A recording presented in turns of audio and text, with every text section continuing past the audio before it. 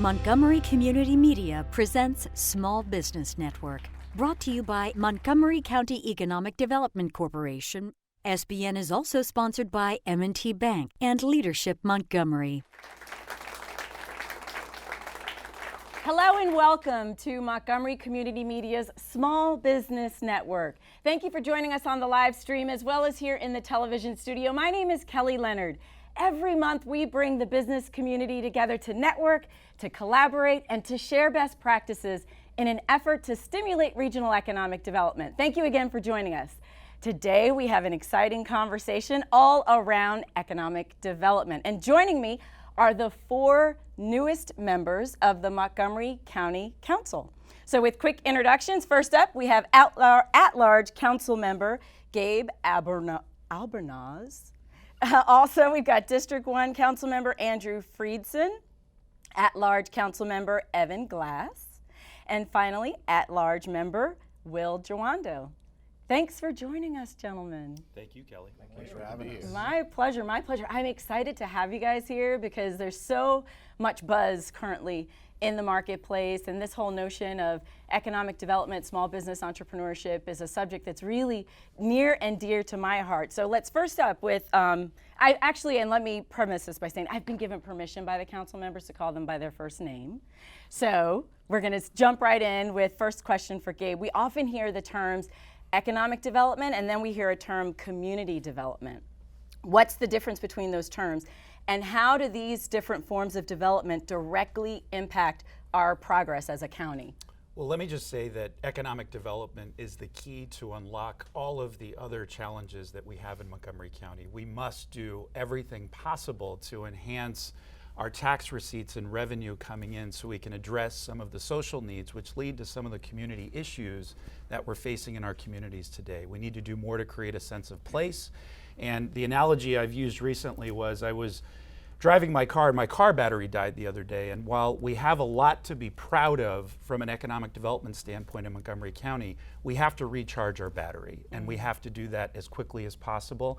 We have to do that in a sustained fashion, and we have to do that over a large amount of years and not just have a 1 or 2 year approach. It's going to take a sustained effort for us to focus on economic development, which then links to community engagement, because our small businesses are our residents. Their employees are our residents. This is not an us versus them proposition. We are one community, and we have to tackle economic development as one community.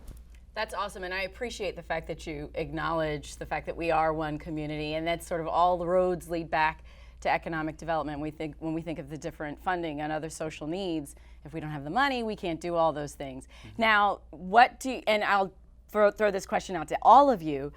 Traditionally, the business community has felt either ignored or underappreciated by the local government. How are each of your offices actively connecting with and engaging with the business community, in particular small business, to help change that narrative of just feeling underappreciated? Well, we need a multi-phased approach to address economic development, and I learned through getting my MBA, one of the most fundamental practices in business development is it costs a lot less to keep a customer that you have than it does to bring in a new customer. And so we need to start with better and more authentic engagement with our business community to both hear about some of the challenges and struggles, but then very quickly follow up. So if there is a regulatory barrier, if there was poor customer service within one of our county agencies, we need to pick up the phone. And that's one of the great things about being a new council member that I've observed. When you call somebody, they return your phone call. And so I think that we need to be advocates for our business community. Our office has launched what we're calling Cafecitos with Gabe, which is reaching out into our communities to have authentic conversations just like this, and that we can meet and one-on-one and establish personal and individual relationships with our business community so that they're seeing us not just as policymakers, but as partners. Okay, now, and Andrew, same question for you. Like, how is your office reaching out and connecting? Yeah, well, I think it's twofold. I think one is everything that Gabe has said, that you have to listen, you have to show up, you have to answer the phone when somebody calls. I view myself as a legislator second and a problem solver first. And so when a constituent calls or when a business calls, job number one isn't to write a bill. Job number one is to help solve the problem, to help direct that person to the right place in county government or to help fix something that's wrong. Similarly to Gabe, we do Fridays with Friedson. We have community conversations all around the district. We've really made an effort to bring the council to the community and to listen and hear what some of those challenges are. But also, it needs to be a formal part of the conversation. That's why I introduced legislation and have the support of all of my colleagues. Just passed the committee this week to have a strengthened economic impact statement for every bill that is introduced.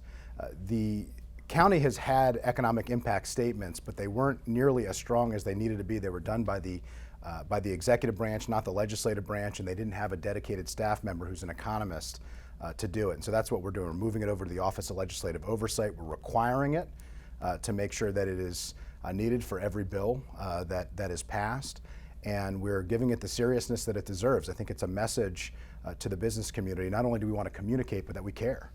We have to view the business community not as revenue generators, but as partners in sustaining our high quality of life, of keeping up our high level of services, of keeping up with the tremendous needs that we have in our community. As Gabe said, that's the start and the end of the conversation. Unless we have the resources to do all the things that all of us want to do, to be the community that we all care about, it doesn't happen without a thriving private sector economy. Okay. So, Evan, Andrew's got Fridays with Friedson. You've got Every Day with Evan. What's your stitch? I didn't come here looking for a slogan, but thank you, Kelly, for giving me one. I come to local politics through civic engagement and forming a neighborhood association because I didn't know how to fix the sidewalks in my own community. And so from that on-the-ground entry point, the last 20 years has really been trying to figure out how to make the bureaucracy work for residents, and I'll extend that to business members as well, members of the business community.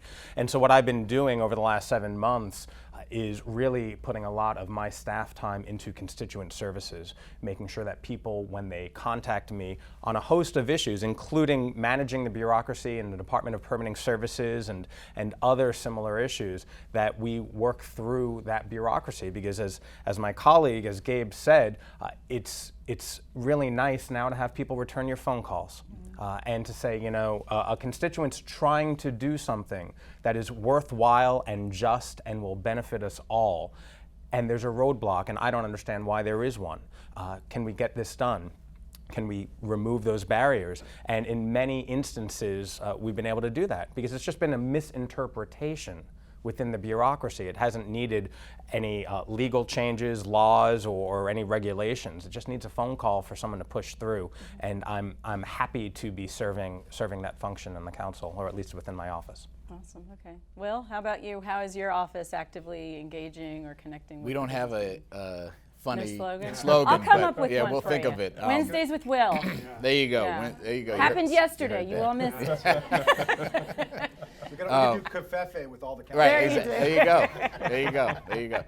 I'm the lead for libraries for the council on the Education and Culture Committee. So I am in the midst of a library tour, a 22-stop library tour. So that is, though not alliterative, I will be all across the county. And that's one way that we're doing community engagement. But I agree with all my colleagues. Hearing from people, and we heard this on the campaign, people want to have a proactive, responsive council and representation that is listening to them and responding to their needs. I've also participated in 2 of the 6 for business events that Councilmember Katz and the county executive have hosted, where you had business community and leaders coming together and talking about issues.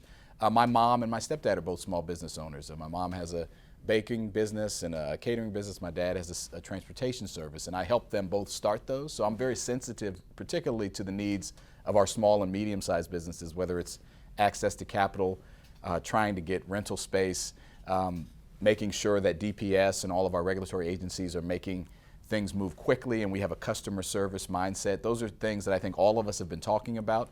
And I'm really excited because the council has come out with a strong message just in the first 6-7 months that we need to do these things. And we've all done our own individual efforts, but the council as a whole with the county executive are looking at regulations, benchmarking, and we're going to make some steps in the future to say, how do we make Montgomery County customer service friendly to all of our businesses of any size? And I think that's going to be a big focus for us. Awesome. Now, and Andrew and Will, you both are on the Economic Development Committee. Well, it's a longer name for it, but economic development is wedged in there.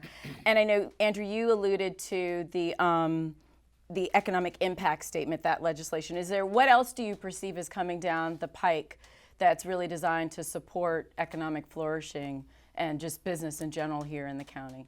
Well, we now have, and we've only done our first, but we're continuing to do more, but a regular and frequent outreach to the business community. We had one off-site, which I think was helpful at the Economic Development Corporation offices. It's similar when I worked at the state level. I oversaw the Comptroller's Business Advisory Council and Economic Advisory Forums, and in both of those roles, one advising on a regular basis, but also advising the revenue estimating process. The idea that from the government side, we're getting lagging indicators of what's happening in the economy, and it's really helpful to understand what's happening in real time at a cash register, at the point of sale, and really understanding what's happening and coming down the pike. And so similarly to that, led by the chair, Hans Riemer, and the two of us, we are going to different areas. We're going to talk about opportunity zones coming up. There's several other topics, but these will be focused conversations with members of the business community to make sure that as we make the decisions on a day-to-day basis at the committee, which also deals with land use, workforce development, that we are, and housing, we are making sure that we are having that perspective as an important part of that conversation. Yeah, and I'll just add that that's exactly right, Andrew. On those sessions that we're having, we also introduced a bill, I think it was last week, Council President Navarro and I, to give institutions of higher education more flexibility in influencing our workforce development system. We know that we need a talent pipeline, all businesses, and that has to be seamless. Whether you're a small business starting out or a big business that's hiring in biotech, we need to make sure that that is happening right, and we're filling those open jobs in the county and preparing people for jobs of the future. So that's another piece of legislation that will be moving forward and coming to our committee soon. Okay, and I'm glad you brought up education. Another aspect of economic development could be transit, right? With the work that you're doing, Evan. And I've heard this term, transit demand management. What exactly is that? And then what is the county doing to improve it?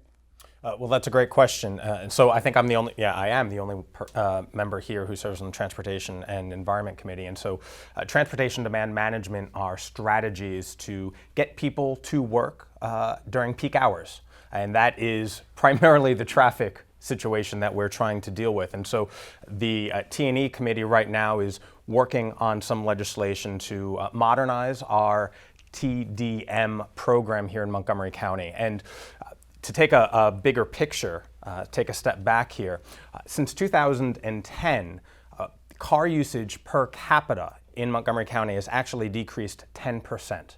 So that shows that there are a lot of people taking public transportation, or changing their hours and just being more flexible in their work. We also have approximately 130,000 people who take the bus every single day. So we know that there is demand out there and people are using it. What we just have to do is make sure that our transportation systems are reliable and efficient. And that is what we have to work on next, to make sure that bus rapid transit comes down Route 29. There was a hearing earlier this week as to where it will go next, whether it's Rockville Pike or Veers Mill Corridor. Those are decisions the council will ultimately make. But the county has also, in this last budget, put dollars into incentives for our small businesses. So for all of you who are listening to this, know that we've allocated about $500,000 to make sure that our businesses can incentivize their employees to take public transportation.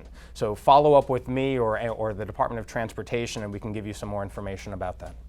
Now, so on the small business front, it's our understanding that Montgomery County, the Small Business Reserve Program is underutilized, and I guess maybe I'll ask you this question directly, Will.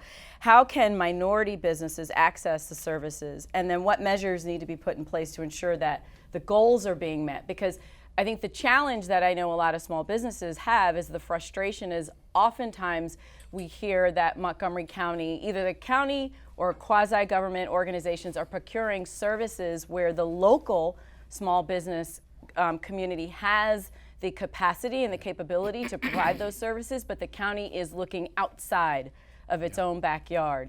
So how do we ensure more of a local small focus so that we do honor the small businesses that are right here in our backyard? Well, one of the things, our new procurement director, when we just approved him a few weeks back, I spoke to him directly about this issue. How do we surpass and exceed our 25% goal for small, disadvantaged, minority, and women-owned businesses? And part of that is outreach, but part of it too is local preference. The county executive has talked about this, and I think many of us are supportive. I certainly am interested in the concept of having a local preference and for contracts. To your point, many people here, 90+% of our businesses are small businesses that do a wide variety of things. Many of them are minority owned. And so I think we need to give that local preference. The other thing I'll say, we had a hearing this week about an effort like this in Wheaton that has actually gone pretty well to help businesses impacted by the construction there.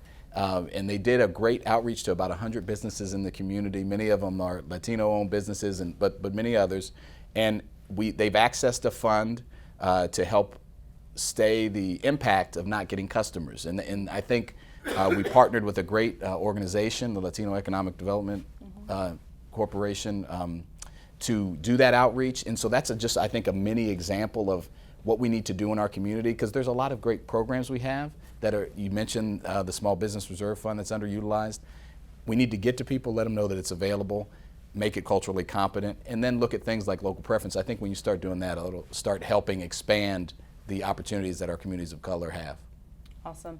The mic is here, so anyone in the studio, if you have a question, I invite you to come up and ask a question. But I also want to ask you, Andrew, a similar question in terms of how do we engage small business? When we look at the county's approach and the fact that we invest a significant amount of money in marketing and outreach to larger corporations, what are we doing to ensure that there's a more equitable balance, that the county is also loving on small businesses out there as well? How will we do that? How will we change that narrative, a really practical way? Sure, it's a great question. And I think, first of all, we have to get out of the idea of pitting certain businesses against other businesses. I think this has become a vogue thing to do, but it is not a helpful thing to do, in my view, because a successful economy has an ecosystem of healthy businesses and a healthy environment that those businesses can grow and thrive. 95% of our businesses in Montgomery County have 50 or fewer employees. About 83% have 10 or fewer employees. I mean, we are a economy of small businesses, but we need large businesses to support those small businesses. Most businesses don't compete against businesses that are 10 times the size that they are. They compete against a similarly sized business that provides a similar good or service. And so that is not the world that they live in, and sometimes our politics talks about a world that we're in and the way that we think and the way that the political discourse is that is totally foreign, I think, to most business people. And so I think we need to think through that. I think we need to be careful with the way that we talk about this, because bashing one type of business at the expense of another is not the way that we lift everybody up, by tearing down certain ones at the expense of others. But it is important, I think, by making government work better, by making it easier, by reducing regulatory burdens that don't make a whole lot of sense, that in and of itself helps small businesses. The hardest thing to do for a small businesses is to deal with the government and to deal with the regulatory burdens, because they don't have the staff resources, they don't have the lawyers, they don't have the wherewithal to wait, and to, if something gets delayed by 6 months, 8 months, 9 months, a year, then they don't have the wherewithal to oversee that if it's a small family-owned business. And as somebody, I grew up in a small family-owned business. It's a day-to-day, week-to-week, month-to-month cash flow question. So for me, first and foremost is, let's change the narrative. Let's talk about helping all businesses. Let's talk about an ecosystem that actually works and actually supports one another. And then let's think through, let's look inward, not outward. And Evan mentioned the fair share, which is terrific. I sent a memo and advocated really strongly, and I appreciated the support of the T&E committee that supported it in the full council. We got $500,000 in that program. But it's a perfect example. It's not about big business or small business. We had a program that was zeroed out during the economic downturn. It was brought back slightly, and we didn't go back to the businesses that were using it. Even a large business like Marriott, I asked Marriott why they weren't taking advantage of the Fair Share program. This is a match to reduce reliance on cars for employees. It helps our environment, it helps quality of life, it helps the health of the employees, and it's good for everybody. And they said, we didn't even know. So,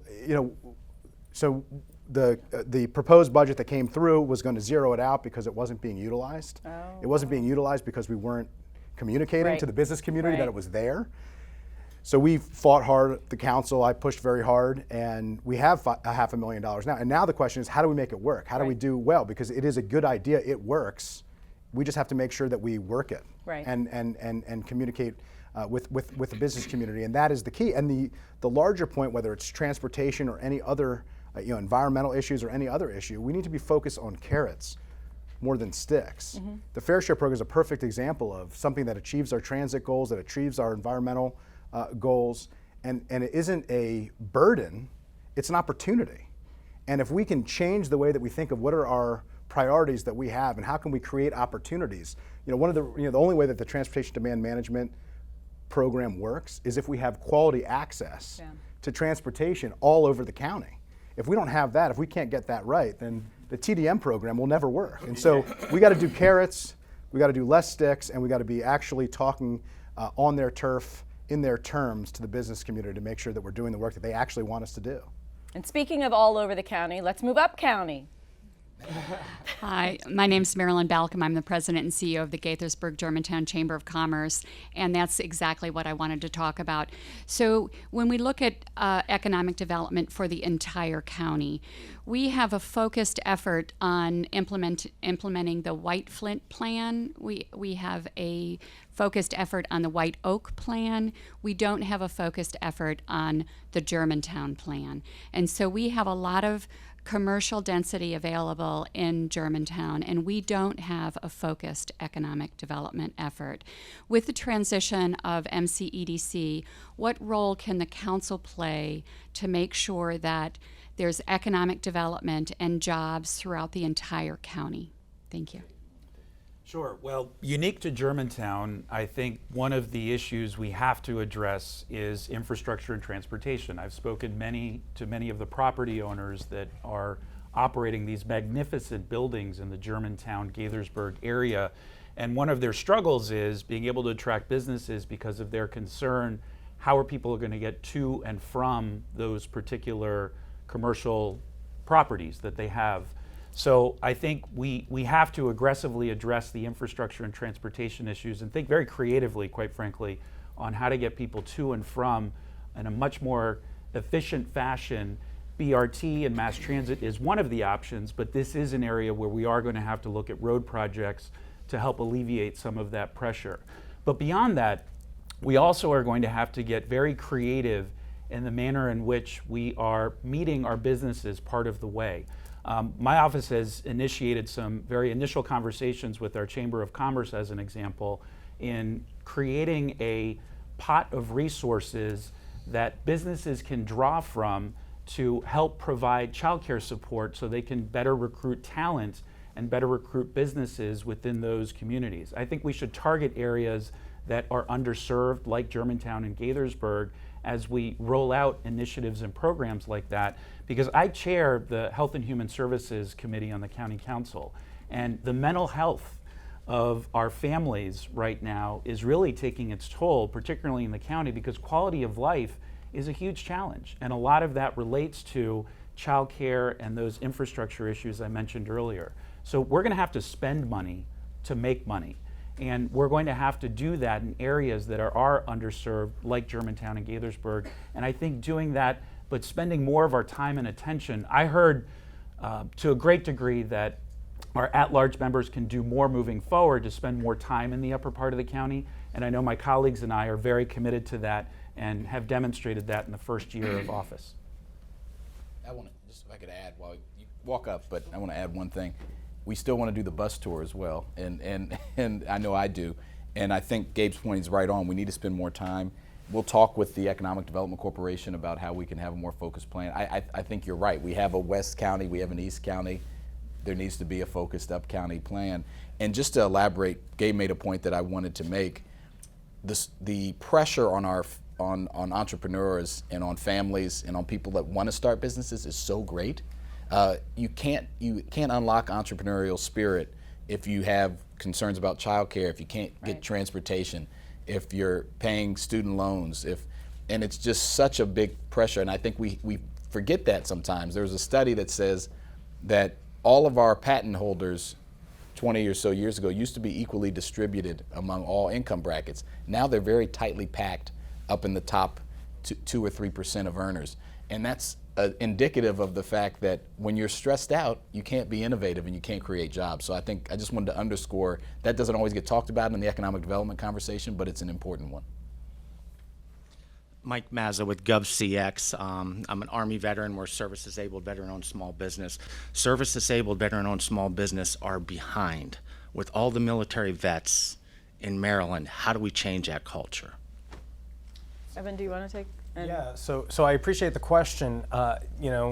We have a county executive who has said he wants to shake up the way government operates, and I told County Executive Mark Elridge from the beginning that our $5.8 billion bureaucracy needs to work a little better across the board, and I think everybody agrees on that. And so the devil's in the details, and we need to sort that through, but ultimately you need to change some things. And so as he is bringing on his highest level leaders, we are engaging with them, I'm engaging with them to make sure that we bring some new ideas, bring some outside talent, people who haven't been ingrained in the bureaucracy and in the culture here for decades, because I think that's what's required. And the fact that the four of us are sitting here, each bringing different skill sets, some from government, some from Capitol Hill, Annapolis, and me, a former journalist, there is that creativity that exists among us. And so as we start applying it to different programs, I think you will see a full faith effort on our part to change some things. And I'll ask you in turn, if you have ideas as you are managing through some of the processes and think there is room for efficiency, let us know. Sometimes it might take a law or regulatory change, and sometimes it just takes a phone call from one of us to make something happen. You guys are doing a great job. Keep doing what you're doing. Thank you. So we got one more minute, so what would you like to say? First of all, I just wanted to thank you for your service, and thank you for the opportunities you're providing to those who have given everything to this country and to their families. So thank you for that. And it's a critical issue, and I do think that it's an area where our end of this bargain is to provide opportunities to the executive, and our job is to do oversight. And it's really been a focus of mine and making sure that we're pushing back on all of the dollars that we're spending. The audit committee that I'm on has introduced legislation to do a better job of providing some of that oversight. And I think desperation creates creativity, and we are in a desperate situation where we have growing needs and we don't have growing revenues to meet those needs. And so if we can provide the oversight to scrub all the dollars that we're spending, put some pressure on the executive branch, and I think they are responding and attempting to respond to try to create new ideas. I think that we have an opportunity to do it. And in this budget, we provided the CAO with a fund to provide frontline employees with opportunities to come up with plans to save the county money by spending some money. To Gabe's point, you sometimes have to spend a little to save a lot. And so we're waiting to see what that program looks like, getting it off the ground, and we'll review it. But I think our job really is to make sure that every dollar is spent in efficient, effective, and appropriate Awesome. way. And on that note, this concludes this episode of the Small Business Network. Thank you so much, gentlemen, for joining us today. Thank you for joining us on the live stream as well as here in the television studio. We invite you back next month. On behalf of Montgomery Community Media and the entire Small Business Network team, our partners and sponsors, we thank you for joining us. Have an amazing day.